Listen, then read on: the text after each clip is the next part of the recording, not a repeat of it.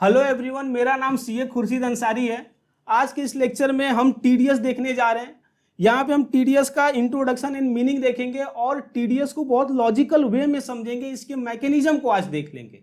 Okay, तो चलिए start करते हैं। सबसे पहले ये जो टीडीएस है उसका फुल फॉर्म होता है टैक्स डिडक्टेड एट सोर्स। तो यहाँ पे आप देखोगे तो एक तरफ ये टैक्स डिडक्टेड और दूसरी तरफ ये सोर्स। सो टैक्स डिडक्टेड मतलब क्या बोलता है कि टैक्स को काट लेना है। ओके, और सोर्स का यहां पे मतलब हुआ सोर्स ऑफ इनकम। मतलब क्या, जहां से असेसी इनकम कमा रहा है वो इनकम का जो जड़ है ना, जो सोर्स है, वहीं पे आपका टीडीएस काट लिया जाएगा, आपके इनकम पे टैक्स लगा दिया जाएगा। ओके, तो ये होता है TDS, tax deducted at source. और आगे बढ़ते हैं और चीजों को और बहुत अच्छे से समझते हैं। तो देखिए, सबसे पहले हम इंट्रोडक्शन और मीनिंग की बात करेंगे। तो अगर तो मैं ब्रॉडर सेंस में बात करूं कि ये जो छोटे मोटे चीजें उसको छोड़ करके ऊपर से बात करूं तो टीडीएस क्या होता है, देखिए।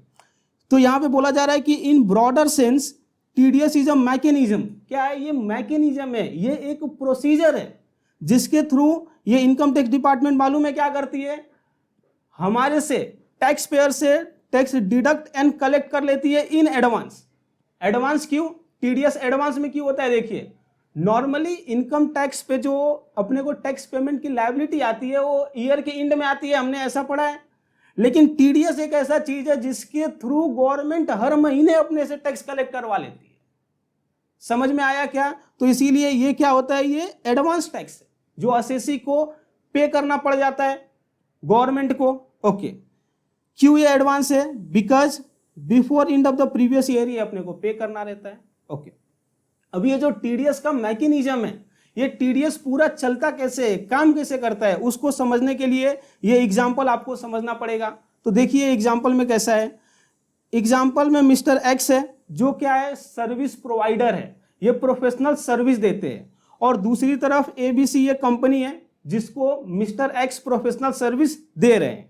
तो यहाँ पे मिस्टर एक्स जो प्रोफेशनल सर्विस दे रहे हैं उसके लिए फीस चार्ज कर रहे हैं पर मंथ 1,00,000 रुपया। ओके, तो जैसे ही मंथ एंड होता है एबीसी कंपनी को पेमेंट करना पड़ेगा मिस्टर एक्स को। तो जब मिस्टर एक्स को एबीसी कंपनी पे कर रही थी 1,00,000 रुपया, तो गवर्नमेंट आया और गवर्नमेंट ने क्या बोला, एबीसी कंपनी रुक, ये जो तू पेमेंट कर रहा है ना मिस्टर एक्स को, ये प्रोफेशनल सर्विस के लिए पेमेंट कर रहा है, तो इसके लिए तेरे को टैक्स यहां पे टीडीएस काटना पड़ेगा अंडर सेक्शन 194J में।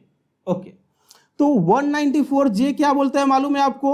194J ये बोलता है कि जब भी आप किसी प्रोफेशनल को प्रोफेशनल फीस दो तो वहां पे आपको टीडीएस काटना है, और जो टीडीएस काटना है वो 10% के रेट से काटना है।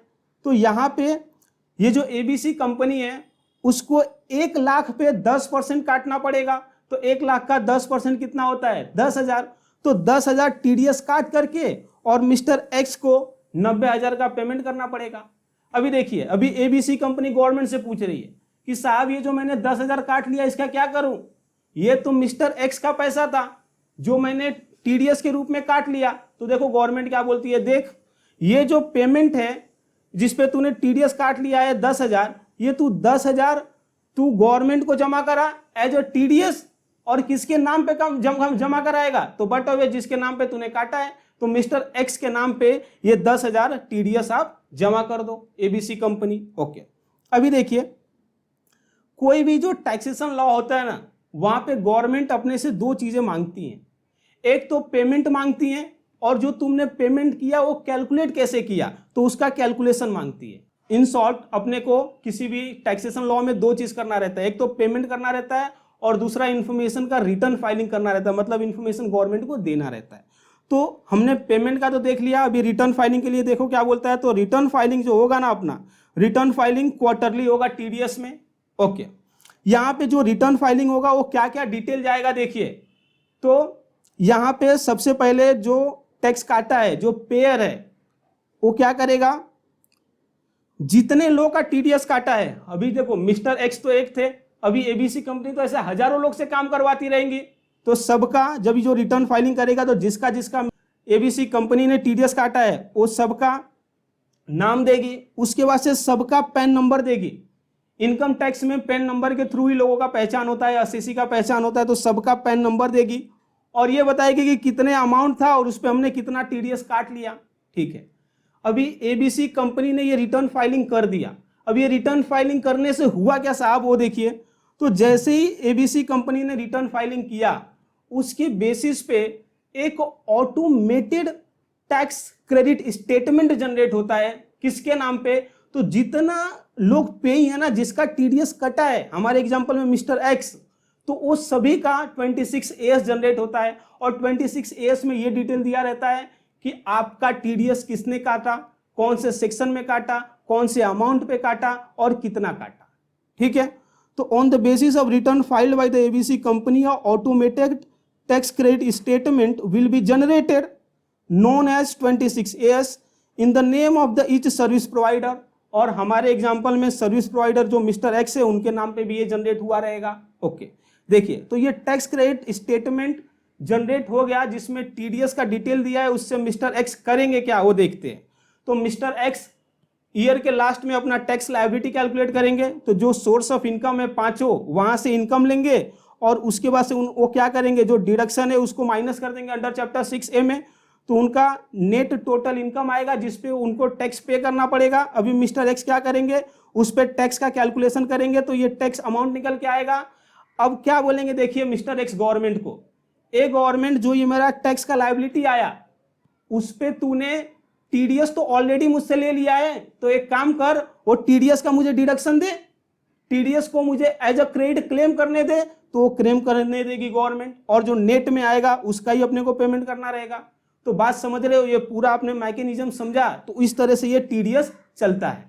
ओके, आगे बढ़ते हैं और ड्यू डेट ऑफ पेमेंट की बात करते हैं। हमारे एग्जांपल में मिस्टर एक्स का जो टीडीएस एबीसी कंपनी ने काटा है, वो एबीसी कंपनी कभी पेमेंट करेगा, वो टीडीएस वो देखेंगे, और जो क्वार्टरली रिटर्न फाइलिंग करना रहेगा वो कभी करेंगे, वो देखेंगे। तो देखिए, तो टैक्स जो आप डिडक्ट करते हो अप्रैल से फेब मंथ में, मतलब अप्रैल में डिडक्ट किया, मई में डिडक्ट किया, फेब में डिडक्ट किया, ऐसे जो महीने में आप डिडक्ट करोगे, तो उसके अगले महीने में 7 तक आपको टीडीएस गवर्नमेंट को जमा कराना पड़ेगा। ओके, लेकिन जो यहाँ पे आप मार्च मंथ देखोगे ना, तो वहां पे गवर्नमेंट अपने को एडिशनल टाइम देती है।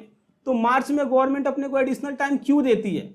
गवर्नमेंट एडिशनल टाइम इसके लिए देती है मार्च में, क्योंकि देखिए मार्च फिनेंशियल ईयर का लास्ट महीना होता है।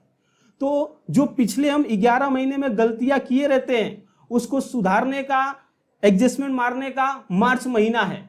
तो इसके लिए मार्च महीने में गवर्नमेंट क्या बोलती है, भाई तू अच्छे से कैलकुलेशन कर, थोड़ा और टाइम ले, और तू 30 तारीख तक हमको टीडीएस का पेमेंट कर। ओके, लेकिन देखो, ये जो मैंने टीडीएस पेमेंट का ड्यू डेट बताया, उसका कुछ एक्सेप्शन भी है, जैसे कि section 194IA, 194IB and 194M, जिसमें गवर्नमेंट क्या बोलती है कि जिस महीने में आपने टीडीएस काटा, उसके 30 दिन बाद आप टीडीएस भरोगे। ओके, ऐसा क्यों है, ये जब इस सेक्शन में पढ़ाऊंगा तो आपको डिटेल में बता दूंगा। ओके, आगे देखते हैं।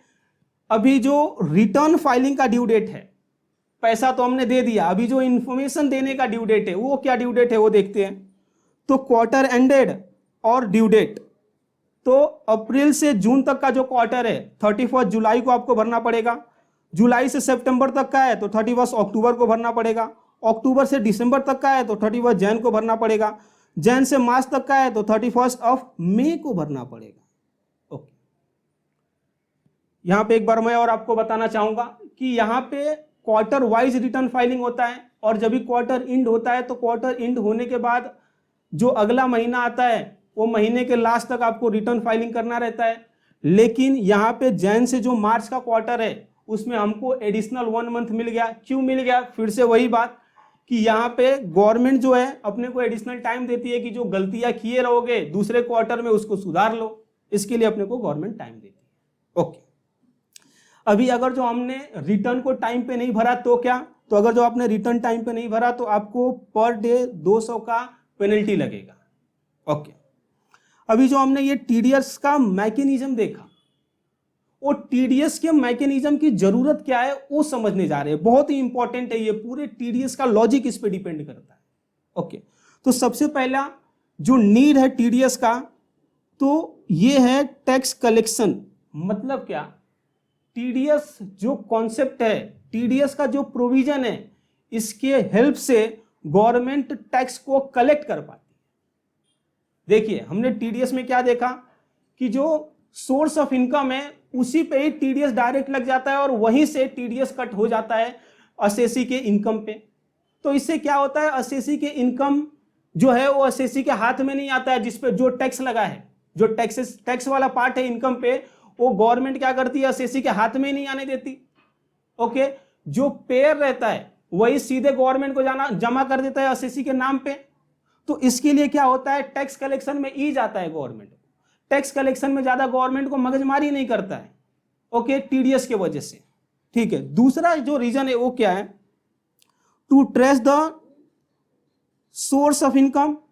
अभी क्या होता है, टीडीएस की वजह से मालूम है क्या होता है, लोगों का सोर्स ऑफ इनकम मालूम पड़ जाता है कि लोग कहां कहां से कमा रहे हैं। जैसे कि हमारे एग्जांपल में जो मिस्टर एक्स हैं, उनका जो टीडीएस है एबीसी कंपनी ने काट लिया। तो मिस्टर एक्स ऐसा थोड़े ना बोल सकते कि मेरे को प्रोफेशनल फीस का इनकम ही नहीं है एबीसी से। अगर जो ऐसा बोलते हैं तो टैक्स ऑफिसर क्या बोलेगा, प्रोफेशनल इनकम है तुम्हारा उससे, इसीलिए तो 194J में आपका टीडीएस कटा 10%। तो यहां पे क्या होएगा, लोग अपना इनकम का सोर्स नहीं छुपा पाएंगे। ओके, तो इसीलिए टैक्स इवेजन पे भी रोक लगाया जा सकता है टीडीएस के थ्रू। तो इसके लिए टीडीएस का कॉन्सेप्ट लाया गया, तो टैक्स कलेक्शन के लिए और दूसरा टैक्स इवेजन को रोकने के लिए। ठीक है, आगे देखते हैं कि ये जो मेन नीड है, उसको नीड को कंप्लीट करने के लिए गवर्नमेंट क्या क्या प्रोविजन बना करके रखी है कि जो टैक्स है उसमें प्रॉब्लम ना आए, जो लोग है वो मिसमैनेजमेंट ना करें। तो देखिए क्या बोला जा रहा है, following provision have been introduced, जिससे ये जो टैक्स का मैकेनिज्म है, जो टीडीएस का मैकेनिज्म है, वो अच्छे से चलते रहे। सबसे पहला कि अगर जो पेयर है, तो जो पेयर है टीडीएस पे कर रहा है, ओके, काट करके, तो वहां पे कैसा है कि पेयर के लिए तो एक्सपेंस हुआ, तो एक्सपेंस हुआ तो उसको इनकम टैक्स में उसका डिडक्शन क्लेम करना रहता है। तो गवर्नमेंट क्या बोलती है मालूम है, अगर जो तुम एज अ पेयर किसी चीज पे टीडीएस नहीं काटे, तो वो जो तुम्हारा एक्सपेंस है ना, वो एक्सपेंस को हम एक्सपेंस मानेंगे नहीं इनकम टैक्स में। तो इनकम टैक्स में एक्सपेंस नहीं मांगेंगे तो क्या होएगा, अरे इनकम टैक्स में एक्सपेंस नहीं मानेंगे तो उतने से प्रॉफिट बढ़ जाएगा ना, और जब भी प्रॉफिट बढ़ जाएगा तो ज्यादा टैक्स पे करना पड़ जाएगा। जो डिडक्टर्स है, जो टीडीएस पेयर्स हैं, वो लोग क्या करते हैं, वो लोग टीडीएस को जरूर से जरूर डिडक्ट करते हैं, सो दैट उनका जो एक्सपेंस है वो डिसअलाउड ना हो जाए। तो देखिए क्या बोला जा रहा है, expenses shall be disallowed if TDS is not deducted or deducted but not paid up to the due date of return filing। अगर जो कोई ऐसा पर्सन है जिसको टीडीएस डिडक्ट करना था एक्सपेंस पे और उसने टीडीएस नहीं डिडक्ट किया, तो फिर अभी क्या होगा, तो अभी ड्यू डेट अगर जो खत्म हो गया और तुमने नहीं डिडक्ट किया तो तुम्हारा जो एक्सपेंस है वो डिसअलाउड होगा। ओके, अगर जो पेमेंट आप मार रहे हो रेसिडेंट को, मतलब कि रेसिडेंट के इनकम पे आपको टीडीएस डिडक्ट करना था और आपने नहीं डिडक्ट किया, तो जो आपका एक्सपेंस है वो 30% डिसअलाउड हो जाएगा। और दूसरी साइड अगर जो आपको पेमेंट करना था नॉन रेसिडेंट को और आपने उस पर टीडीएस नहीं काटा, तो वहां पे 100% आपका एक्सपेंस डिसअलाउड हो जाएगा। ये रेट में इतना डिफरेंस क्यों कि 30% और 100% डिसअलाउड में। तो देखिए गवर्नमेंट क्या बोलती है कि देखो, अगर जो तुम रेसिडेंट पे टैक्स नहीं काटे, तो रेसिडेंट तो इंडिया का ही है, तो उसको हम ढूंढ लेंगे और उससे टैक्स कलेक्ट कर लेंगे। लेकिन अगर जो तुमने नॉन रेसिडेंट से टैक्स नहीं काटे, तो हम नॉन रेसिडेंट को कहां कहां ढूंढने जाएंगे। तो इसीलिए गवर्नमेंट ऐसा बोलती है कि अगर जो तुमने नॉन रेसिडेंट पे टैक्स नहीं काटे, तो वहां पे तुम्हारा जो एक्सपेंस है वो 100% डिसअलाउड कर देंगे। ओके, तो एक बार ये जो एक्सपेंस है डिसअलाउड हो गया तो हमेशा डिसअलाउड ही रहेगा क्या, ऐसा भी नहीं है। जो 30% या 100% डिसअलाउड है, अगले साल में अगर जो आप कट कर देते हो या गवर्नमेंट को पे कर देते हो, तो आपका वो डिसअलाउंस निकल जाएगा और जो रिमेनिंग 30% है या 100% है उसका उस ईयर में आप डिडक्शन क्लेम कर सकते हो। ओके, आगे बात करते हैं। अभी पेयर पे एक ये पहला कंट्रोल, दूसरा जो पेमेंट करता है उस पर यह भी कंट्रोल है कि अगर जो आपने टीडीएस काटने की जिम्मेदारी थी और आपने टीडीएस नहीं काटा, टीडीएस नहीं डिडक्ट किया, तो वहां पे 1% पर मंथ और पार्ट ऑफ द मंथ आपको इंटरेस्ट पेमेंट करना पड़ेगा। ओके, अभी देखो यहां पे क्या बोलता है कि कहां से कहां तक पेमेंट करना पड़ेगा, तो जहां से आपको टीडीएस काट लेना था और जब तक आपने टीडीएस एक्चुअली काटा नहीं, डिडक्ट नहीं किया, तब तक आपको 1% पर मंथ और पार्ट ऑफ द मंथ का पेमेंट करना पड़ेगा इंटरेस्ट का।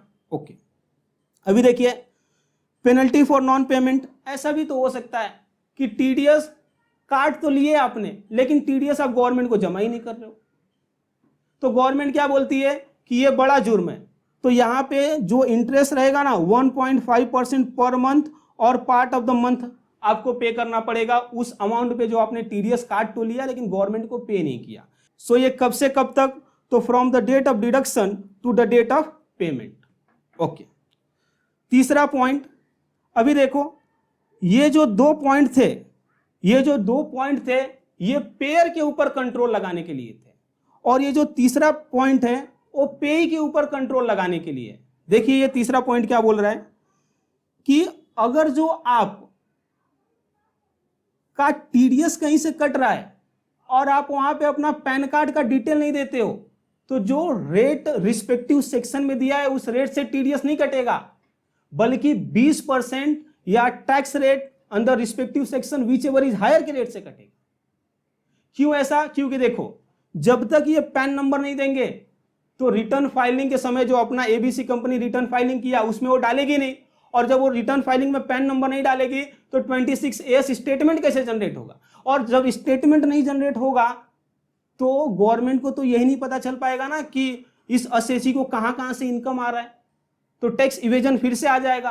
तो इसको रोकने के लिए गवर्नमेंट ने क्या किया, गवर्नमेंट ने ऐसा प्रोविजन बनाया कि भाई जहां जहां आपका टीडीएस कट रहा है पे ही आपको डिटेल देना ही है पेयर को अपने पैन नंबर का, अदरवाइज ये जो रेट है इस रेट से टीडीएस कटेगा कि 20% या फिर respective section rate whichever is higher. लेकिन देखिए इसके एक्सेप्शन है, दो सेक्शन 194O एंड 194Q। यहाँ पे जो रेट है हायर रेट वो 5% है 20% की जगह पे, क्योंकि 5% भी बहुत ज्यादा हो जाता है। जब ये दोनों सेक्शन में पढ़ाऊंगा तो और डिटेल में बात करेंगे इस पे।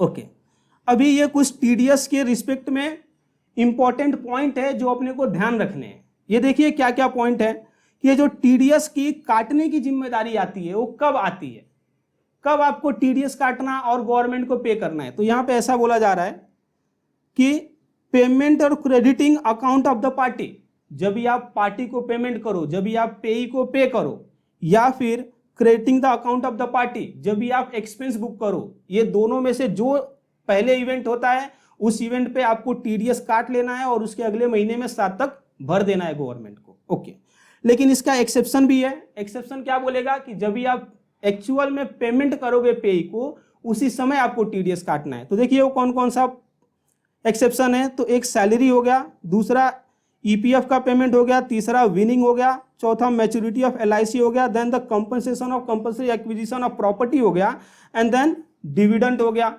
यहां पे गवर्नमेंट क्या बोलती है कि जब भी आप पेमेंट करो तो ही टीडीएस काटो। ओके, इसको याद करने के लिए शॉर्ट फॉर्म भी है, साइड विकेट। अभी यहां से सैलरी हो गया, आई से इंश्योरेंस हो गया, डी से डिविडेंड हो गया, ई से ईपीएफ हो गया, डब्ल्यू से विनिंग हो गया, एंड देन सी से कंपल्सरी एक्विजिशन ऑफ प्रॉपर्टी हो गया। ओके, अगला point, TDS deducted only if the payment is taxable in the hand of receiver. क्या बोल रहा है ये पॉइंट कि देखिए टीडीएस तो टीडीएस क्यों आया, टैक्स को कलेक्ट करने के लिए आया। अब जिस इनकम पे टैक्स ही नहीं लगता है उस पे टीडीएस आप काटोगे क्या जबरदस्ती? नहीं काटेंगे। तो इसके लिए ऐसा पॉइंट है कि जो इनकम टैक्सेबल है टीडीएस की लायबिलिटी उसी पे आएगी। ओके, अगला point, all the TDS rate are fix rate, that is 1%, 2%, 5%, 10%। ये जो भी रेट दिए गए ये सभी फिक्स रेट है, लेकिन इसके कुछ एक्सेप्शंस भी हैं। ये देखिए एक्सेप्शंस क्या है। Payment made to the non resident और द फॉरेन कंपनी, अगर जो आप नॉन रेसिडेंट को या फिर फॉरेन कंपनी को पेमेंट कर रहे हो तो वहां पे ये जो आपको रिस्पेक्टिव सेक्शन में रेट मिलेंगे उसके साथ साथ आपको surcharge and health and education cess भी चार्ज करना पड़ेगा रेट के साथ। ओके, क्यों ऐसा? क्योंकि देखो ना, वही फिर से बात आ गई कि ये नॉन रेसिडेंट है, इसको गवर्नमेंट कहां पे ढूंढेगी? तो गवर्नमेंट क्या बोलती है कि इन लोगों का टीडीएस में ही ना पूरा टैक्स की जो लायबिलिटी बनती है एक्चुअल ना लास्ट में उसको आज ही ले लो ना, सो दैट ये भाग भी जाए तो कोई फर्क नहीं पड़ेगा। ओके, जो दूसरा एक्सेप्शन है वो दूसरा एक्सेप्शन क्या है? Payment of salary. तो अगर जो आप पेमेंट ऑफ सैलरी भी कर रहे हो, जो सेक्शन 192 में दिया गया है टीडीएस का प्रोविजन सैलरी के रिस्पेक्ट में, तो वहां पे क्या बोला गया मालूम है, जो सैलरी पे टीडीएस है वो स्लैब रेट के हिसाब से कट जाएगा। मतलब क्या, गवर्नमेंट क्या चाहती है मालूम है, जो सैलरी पे टीडीएस है और जो सैलरी पे एक्चुअल टैक्स है वो दोनों को सेम कर दो, और पूरा जो सैलरी पे टैक्स बनता है वो टीडीएस के थ्रू ही ले लो। गवर्नमेंट क्यों ऐसा बोलती है, तो देखो गवर्नमेंट क्या बोलती है, देखो ये जो सैलरी है इसमें कभी लॉस होता ही नहीं है। दूसरी बात, सैलरी पे मैं पेमेंट बेसिस पे टैक्स लेती हूं अंडर टीडीएस। तो एक काम करो ना, अभी तुमको मालूम है कि ये शॉर्ट तुम्हारा प्रॉफिट ही है, तुम्हारे हाथ में आ गया तो इस पे टीडीएस कटने दो और भरने दो गवर्नमेंट को। तो इसके लिए यहां पे क्या होता है, surcharge and health and education cess भी साथ में गवर्नमेंट ले लेती है। मतलब क्या, सैलरी पे भी पूरा टैक्स मंथली गवर्नमेंट अपने से मांग लेती है, ओके, टीडीएस के थ्रू। अगला point 4, no TDS if the payment made to central government, state government, RBI, statutory corporation, mutual fund. तो अगर जो पेमेंट इनको कोई कर रहा है, अगर जो कोई पेयर है और ये लोग पे ही है, तो वहां पे गवर्नमेंट क्या बोलती है, इनसे टीडीएस लेने की जरूरत ही नहीं है। क्यों ऐसा, क्योंकि ये लोग टैक्स तो पे करेंगे ही ना, ये तो गवर्नमेंट के लोग हैं, या फिर ये वो लोग हैं जिन पे गवर्नमेंट को पूरा भरोसा है कि टैक्स का इवेजन ये लोग नहीं करेंगे। तो इसीलिए गवर्नमेंट ने क्या बोला कि ये टैक्स पे करने ही वाले हैं लास्ट में, तो इसीलिए इन पे टीडीएस का प्रोविजन अप्लाई नहीं करो, ओके। अपना last point, if GST on service indicated separately, अगर जो जीएसटी भी इंक्लूड है सर्विस में और उसको अलग से दिखाया गया है, then no TDS on GST amount, तो जीएसटी अमाउंट पे टीडीएस नहीं लगेगा। ये क्या बोलना चाहता है, मैं थोड़ा और अच्छे से बताना चाहूंगा आपको। अगर जो मैं अपना एग्जांपल बताऊं, तो मिस्टर एक्स थे और दूसरी साइड एबीसी कंपनी थी। तो एबीसी कंपनी से mister x per month fees कितना चार्ज कर रहे थे, 1 लाख रुपया। समझ लो उस पर 18% जीएसटी भी था, तो 1,18,000 रुपया एबीसी कंपनी को पे करना है मिस्टर एक्स को। अभी गवर्नमेंट से एबीसी कंपनी क्या बोलती है, क्या मैं जो एडिशनल 18,000 है उस पर भी टीडीएस काटूं? तो गवर्नमेंट क्या बोलती है मालूम है, नहीं, उस पर टीडीएस मत काट। क्यों ऐसा, क्योंकि वो भले ही मिस्टर एक्स को जा रहा है पैसा 18,000 भी, लेकिन 18,000 मिस्टर एक्स का इनकम नहीं है। 18,000 तो मिस्टर एक्स के ऊपर जिम्मेदारी है जीएसटी के नाम पे, जो गवर्नमेंट को पे करना पड़ेगा, और इसीलिए जीएसटी कंपोनेंट पे टीडीएस नहीं डिडक्ट होता है। तो आशा करता हूं आपको मेरा ये लेक्चर अच्छे से समझ में आया रहेगा। तो मिलते हैं अगले लेक्चर में अगले कॉन्सेप्ट के साथ। Thank you.